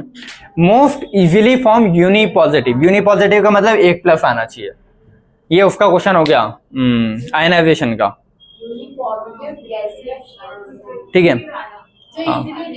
हाँ मतलब जो आसानी से एक इलेक्ट्रॉन निकाल ले। देखो पहले तो इलेक्ट्रॉन नहीं निकालेगा इतनी आसानी से, इसको तो हटा दो। यूनिपॉजिटिव ही ठीक है, बना सकता है, लेकिन अभी ऑप्शन में रखा है मैंने। तीसरे में से देखो 3p से 1 निकालना, हाँ अगर ये 3p से 1 निकाल लेगा तो स्टेबल हो जाएगा ना, तो इसके पास चांस है बनाने के। और ये तो हाफ फील्ड है, तो ये भी नहीं निकालेगा। तो इन दोनों में से भी सिलेक्ट करना हो तो ये ज्यादा आसानी से, क्योंकि ये तो पहले से स्टेबल है ना, F का 2, और ये इलेक्ट्रॉन निकालने के बाद स्टेबल बनेगा, तो ये चाहेगा ना इलेक्ट्रॉन निकल जाए। तो मोस्ट इजीली यूनिपॉजिटिव कौन देगा? ये। वो तो हर डेफिनेशन में अपन लिखते हैं ना कि गैसियस में से ही निकाल पाओगे, सॉलिड और लिक्विड से कभी रिमूव नहीं करोगे, ठीक है। कौन सा? ये देख, इसमें 4 एलिमेंट दिए, एक है K+, एक Mg+2, Al+3 और Li+। अब मैंने बोला साइज, तो मैंने इनको इधर रख दिया और एक ऑर्डर लिखा था ये, लेकिन ये ऑर्डर गलत है। क्यों? क्योंकि मैंने जो फिर सोचा था कि ऊपर से नीचे रिंग बढ़ती है तो सबसे लास्ट वाला ज्यादा होगा, फिर अगर सेम आइसो इलेक्ट्रॉनिक है तो इन दोनों में छाट के लिख दिया, फिर ऊपर वाला सबसे कम साइज। लेकिन ऐसा नहीं हो रहा है, क्यों? क्योंकि Li और मैग्नीशियम डायगोनल रिलेशन में, तो डायगोनल रिलेशन में तो इनके साइज सेम हो गए ना, ठीक है। अब दोनों के साइज सेम हो गए और फिर दोनों को मैंने यहाँ पहुंचा दिया, तो साइज मैंने पहले से ही बोल दिया ना, भले रिंग ज्यादा है इसमें एक, लेकिन साइज सेम हो गए। क्यों? डायगोनल की वजह से नहीं आया। तो साइज अगर दोनों के सेम हो गए और भले ऊपर नीचे, तो साइज सेम है तो कहीं से देखते हैं? चार्ज से। तो फिर मैं इन दोनों को कहीं से देखूंगा? चार्ज से। तो इन दोनों में कौन बड़ा होगा? Li+, ठीक है, और Mg+2 छोटा होगा। और ये दोनों भी तो सेम ही है ना, क्योंकि आइसो इलेक्ट्रॉनिक है, तो आपस में तीनों ही सेम हो गए आइसो इलेक्ट्रॉनिक। तो तीनों में फिर मुझे देखना हो तो सबसे बड़ा यही होगा, फिर ये। लेकिन ये इन तीनों से बड़ा क्यों है? क्योंकि ये तो रिंग ही ज्यादा हो गई ना, तो सबसे पहले ये और फिर इन तीनों को चार्ज से देख लिया। समझ में आया? हाँ हाँ देखो, लिथियम और मैग्नीशियम, देखो लिथियम यहाँ आ रहा है, मैग्नीशियम यहाँ आ रहा है। भले मैग्नीशियम में एक रिंग ज्यादा है, लेकिन डायगोनल की वजह से उनके साइज कैसे? सेम है। अब ये यहाँ उठ के चलेगा और मुझे क्या लग रहा है? एक ऊपर एक नीचे, लेकिन मैंने पहले ही डिसाइड कर लिया था ना, साइज तो सेम है। जब साइज सेम हो गए तो दोनों से मैं इलेक्ट्रॉन निकालू, साइज उतना ही फर्क, मतलब कहीं ना कहीं सेम ही रहेगा। तो ये दो सेम हो गए, लेकिन इससे सेम जैसा साइज का कौन है? एल्यूमिनियम।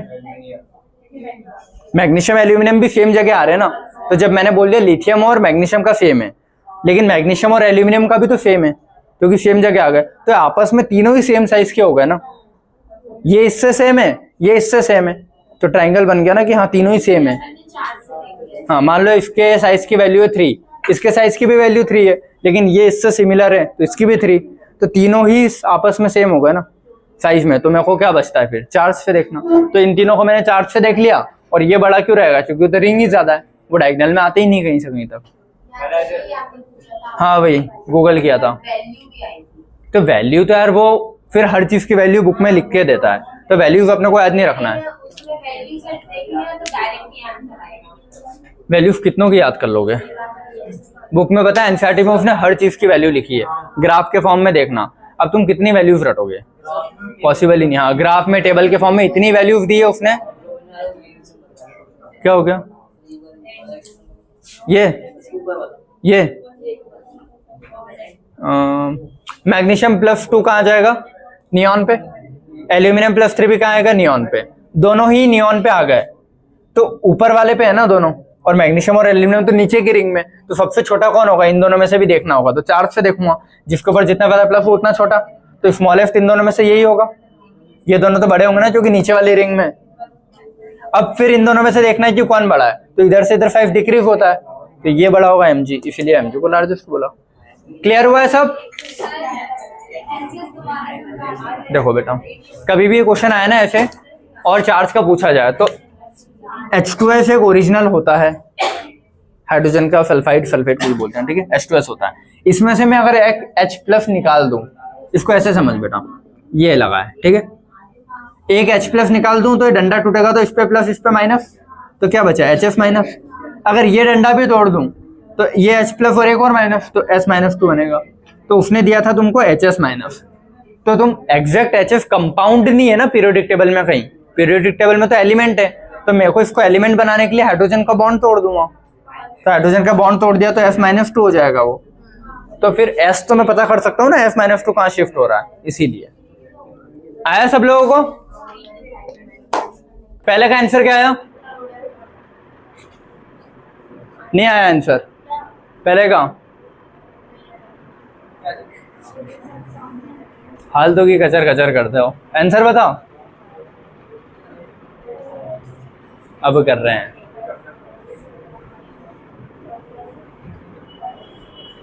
पीछे वालों,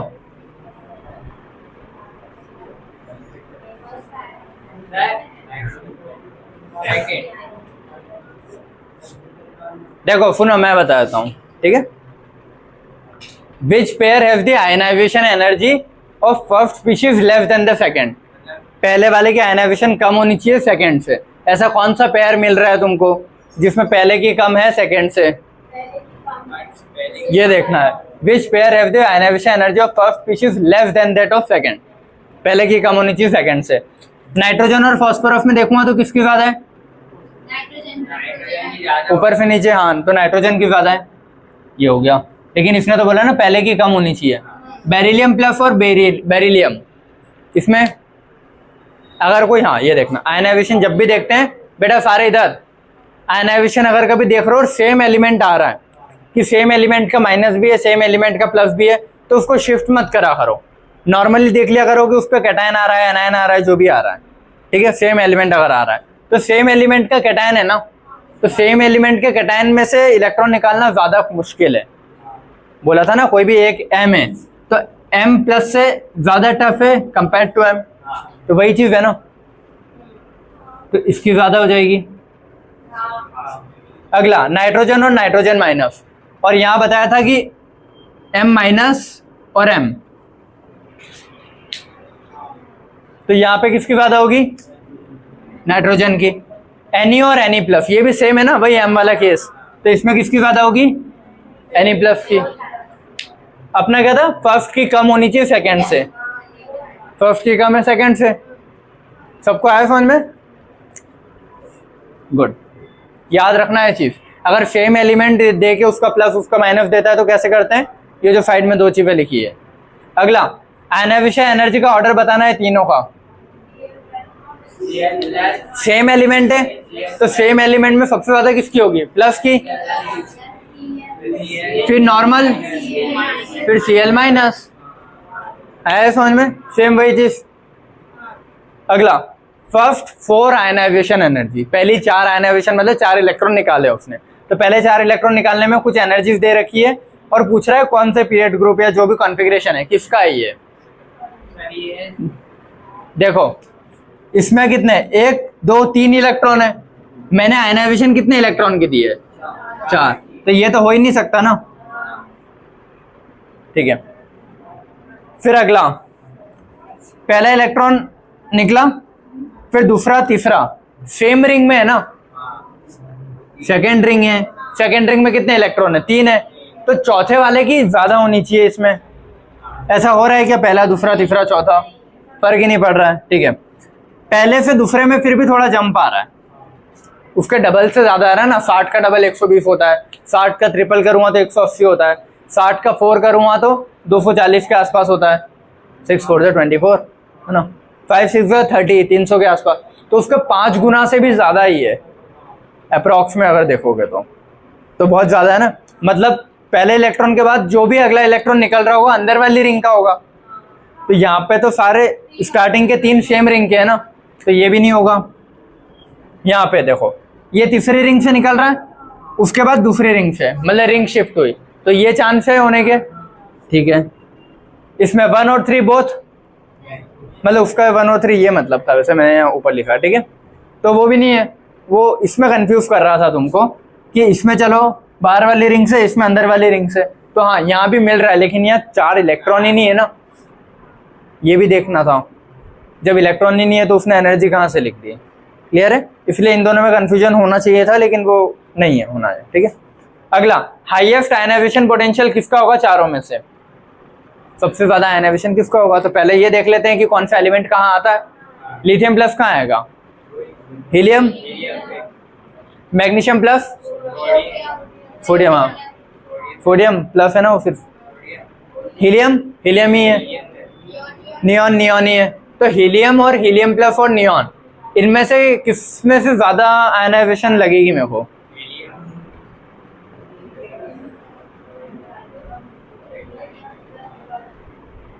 इसका आंसर क्या होगा? Li+। समझे क्यों? क्योंकि देखो, अगर मैंने यहाँ ये लिखा है, ठीक है, मैंने क्या बोला? Li+ कहाँ आ जाएगा इसकी जगह? तो एक तो Li+ यहाँ आया और He तो यहाँ है ही सही। ठीक है, Ni उसके अगला वाला है, और Mg+ तो वहीं रह जाता ना। ठीक है, तो Mg+ तो यहीं के रखा, तो उसको तो एकदम हटा दो। अब ये सबके सब कहीं ना कहीं फुलफिल्ड है, लेकिन ऊपर से नीचे आने पे आयनाइजेशन कम होती है ना कंपैरेटिव, तो ये भी क्रॉस हट गया। अब बचे 2, हीलियम और Li+। जब दोनों ही सेम जगह आ रहे हैं तो फिर चार्ज देखूंगा ना, चार्ज किसके पास ज्यादा है? Li+। तो उसमें से इलेक्ट्रॉन निकालना ज्यादा टफ है। कोई डाउट इसमें किसी को? समझ में आ रहा है ना क्वेश्चन? हाँ, मतलब समझ में आ रहा है ना क्वेश्चन कैसे कर रहे हैं, अप्रोच क्या रहती है क्वेश्चन करने की? ठीक है, चलो। Energy relieved is minimum in चारों में? नाइट्रोजन नहीं आया। देखो, energy relieved is minimum in, सबसे कम एनर्जी रिलीव स्काई में होनी चाहिए। ठीक है, क्लोरीन में कुछ एनर्जी रिलीव हो रही होगी, इसमें, लेकिन नाइट्रोजन पहले से ही हाफ फील्ड है ना, पहले से हाफ फील्ड वाले में इलेक्ट्रॉन रखने में मेरे को अलग से एनर्जी देनी पड़ती है। तो फाइनली हाँ, इसको ऐसे याद रखना।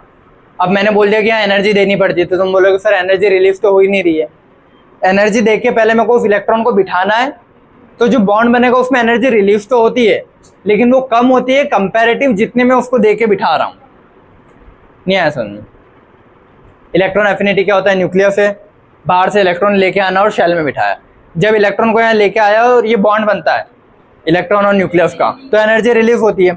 अगर मान लो कोई पहले से ही हाफ फील्ड फुलफिल्ड है और उसमें भी मेरे को इलेक्ट्रॉन रखना है, तो इलेक्ट्रॉन लेके आऊँगा, लेकिन इनके इलेक्ट्रॉन रिपल्शन करेंगे ना, नहीं चाहते हैं इलेक्ट्रॉन को बिठाना। ठीक है, जो कि पहले से स्टेबल है तो वो अपोज करेंगे। फिर भी अगर मेरे को उस इलेक्ट्रॉन को यहाँ रखना है तो ठीक है, मैंने एनर्जी दी और उसको बिठाया, रखा, फिर बॉन्ड बनेगा, उस बॉन्ड में कुछ एनर्जी रिलीव हो रही होगी, लेकिन वो रिलीव्ड एनर्जी से ज़्यादा तो मेरे को उसको बिठाने में लगती है, ये बोल रहा हूँ। तो फाइनली अगर मैं दोनों से नेट मेजर करूँगा तो पॉजिटिव ज़्यादा निकलती है कंपेयर्ड जितनी एनर्जी रिलीव हो रही है। ठीक है, तो इसीलिए n से n- में एनर्जी रिलीव सबसे कम होती है, क्योंकि ये पहले से स्टेबल है। आया? अगला, pair with the minimum difference of electronegativity. हो गए बस, ये खत्म, 3-4 और बचे। रुक जा बेटा, ये काम का है।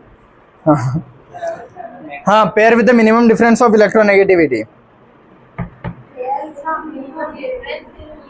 हाँ, सबसे कम इलेक्ट्रोनेगेटिविटी का गैप काई में? देखो, हाँ, फ्लोरीन क्लोरीन कुछ ना कुछ इलेक्ट्रोनेगेटिविटी होगी, कार्बन हाइड्रोजन जो भी कुछ होगी इनका गैप होगा। लेकिन फॉस्फोरस और हाइड्रोजन की सेम होती है ना, कितनी होती है? और शाम वालों को तो ट्रिक से याद भी करवाया था 2.1 कैसे थी। शाम वाले कौन थे, याद आ गई? फॉस्फोरस P से 2 और हाइड्रोजन 1 था तो 0.1 याद करवाया था मैंने, ठीक है, था शाम में। शाम वाली क्लास में करवाया होगा। हाँ अच्छा एग्जाम्पल दिया है। ठीक है। तभी आपकी इंग्लिश वाला बच्चा मजा नहीं आया। शाम वाले अरे देखो ये ऐसे याद करवाया था, P से प्यार वर्ड याद करवाया था, उससे मिनिमम 2 जने तो 2 और हाइड्रोजन 1 तो 1 2.1 ऐसे मैंने याद किया था, हम लोगों ने याद किया था, मतलब ठीक है। P ये समझ में आ गया। तो जब दोनों की इलेक्ट्रोनेगेटिविटी सेम है तो डिफरेंस तो 0 हो गया ना, बाकी सब में कुछ ना कुछ डिफरेंस होगा। अगला, which is different from other 3, बेटा इधर देख लो, which is different from other 3 oxide, कौन सा ऑक्साइड अलग जा रहा है बताओ? सेकंड बार नहीं बताओ। नहीं फर्स्ट अच्छा इधर देखो, मैग्नीशियम एस ब्लॉक का है, मैग्नीशियम का ऑक्साइड कैसा होगा? बेसिक, ठीक है। Fn और जिंक और लेड ये सब कहीं ना कहीं थोड़े इधर के हैं ना कंपैरेटिव, ठीक है। और Fn टिन तो कहीं में आ गया अपना कार्बन वाले फैमिली में नीचे, भले नीचे मेटल बढ़ रहा है, ठीक है ज्यादा है। फिर जिंक वाला भी ऐसे ही है, इधर से इधर। फिर तो इन चारों में से भी अगर मेरे को देखना हो तो सबसे ज्यादा बेसिक ये वाला रहेगा, सबसे ज्यादा। बाकी भी मेटल है, टिन हो गया थोड़ा ऊपर से नीचे मेटल बढ़ता है, टिन भी मेटल है, जिंक भी मेटल है, लेड भी मेटल है, लेकिन वो कहीं ना कहीं पी ब्लॉक वाले एलिमेंट के आ गए, पी और डी के कंपैरेटिव। और ये एस का एकदम अलग है, तो एस के जो मेटल होते हैं बेस्ट होते हैं, तो एस का मेटल का ऑक्साइड एकदम अच्छा बेसिक है। तो तीनों में चारों में से सिलेक्ट करना हो सबसे अलग, तो या तो सबसे पहले वाला है सबसे आखिरी वाला सिलेक्ट करता हूँ, तो पहले वाला सबसे अलग, एस ब्लॉक का एक ही जा रहा है, ठीक है। हाँ जिंक क्यों नहीं हो, जिंक भी कहीं ना कहीं मेटल में ही आ गया है, इधर से इधर जा रहे जिंक, तो जिंक Sn और Pb सब आसपास वाले ही है ना, Zn यहाँ आ गया, कार्बन के नीचे वाली लाइन के यहाँ आ गए, तो आसपास वाले तो इनके जो भी ऑक्साइड्स होंगे सेम होंगे। मैग्नीशियम सबसे दूर है, उसका ऑक्साइड अलग ही जा रहा होगा रिएक्शन करने जब जाएगा, आए नहीं आया? हाँ यही है यार, देख के आया मैं और 41 का फर्स्ट ही है, नहीं आया। अरे यार मैग्नीशियम एस ब्लॉक का है, जिंक डी में आखिरी में आता है, वहीं से तो पी ब्लॉक चालू हो गया, और पी ब्लॉक में भी कहे पिताजी सुने प्रभु, तो वहीं आसपास के है ना टिन और लेड, तो ये सब चीज़ें इधर इस रिंग के आसपास आ रही है, इस सेम आ रही है। मैग्नीशियम एकदम बहुत दूर जा रहा है, इधर से 10-11 एलिमेंट दूर है, तो वो सबसे अलग ऑक्साइड बना पाएगा ना, और ये सब कहीं ना कहीं थोड़ा इनके ऑक्साइड की रिएक्शन सेम रहेगी, इसीलिए ये सबसे अलग जा रहा है। अगला, ये 3 क्वेश्चन और बचे हैं, सुन लो जल्दी। फर्स्ट, आयनाइजेशन एनर्जी सोडियम की कितनी दी है? सोडियम से एक इलेक्ट्रॉन निकालने में मेरे को कितनी एनर्जी लगती है? 5.1।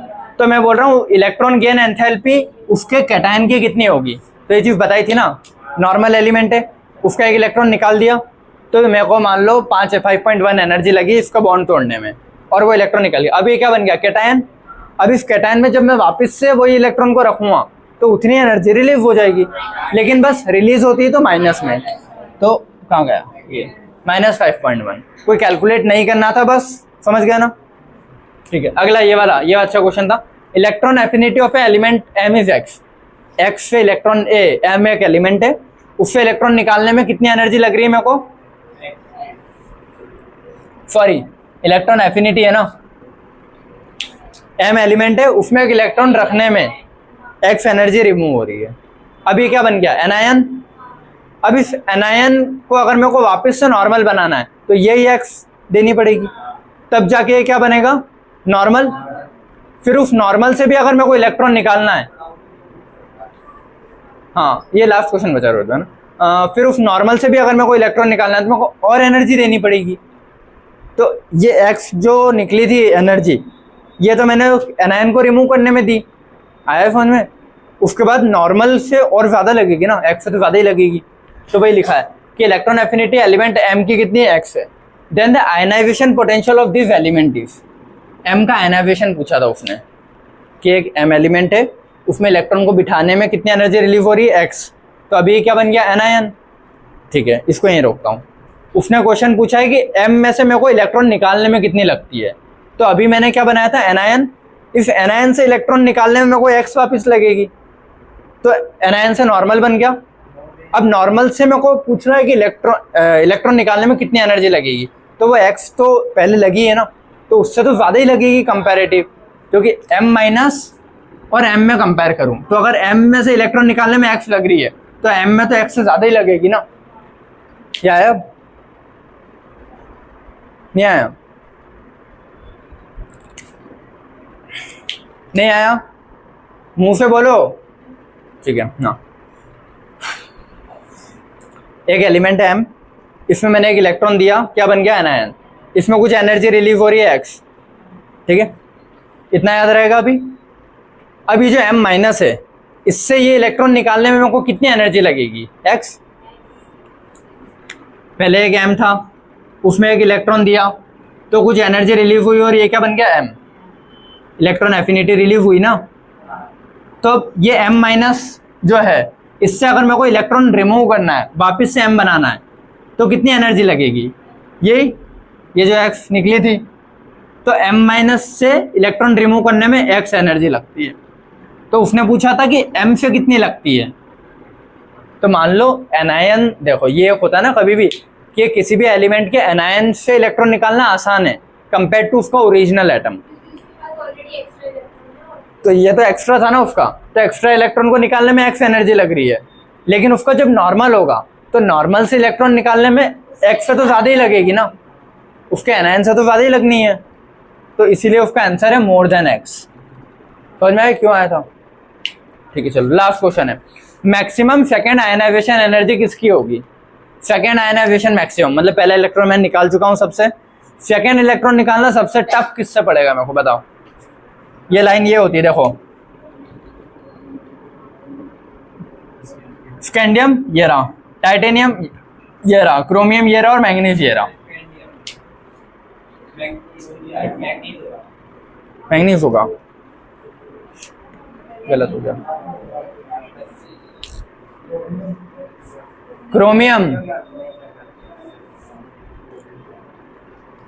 क्रोमियम आंसर आया। क्रोमियम के डब्बे ऐसे भरता हूं ना, S में 1 और D में 5, और D में 5 क्यों होते हैं, क्योंकि S का एक जंप करके जाता है। ये होता चौथे नंबर पे आता है 1 2 3 4, तो 1 2 3 4 भर देना चाहिए। लेकिन ये बोलता है ना कि जो हाफ फिल होता है उनके पीछे वाले बोलते हैं कि हमको भी इनके जैसा बनना है, तो अपना एक F का जंप करके किधर इधर रख देते हैं, यहाँ से गायब करके। तो ये होता है क्रोमियम का। यही जब मैं मैंगनीज का बनाऊंगा, ये हो गया, तो इससे इलेक्ट्रॉन निकालूंगा तो S का मान लो मैंने 1 निकाल दिया, ठीक है, और फिर दूसरा निकालना है, दूसरे का पूछ रहा है ना। इससे जब 1 निकाल दिया तो दूसरा D के हाफ से निकलेगा ना।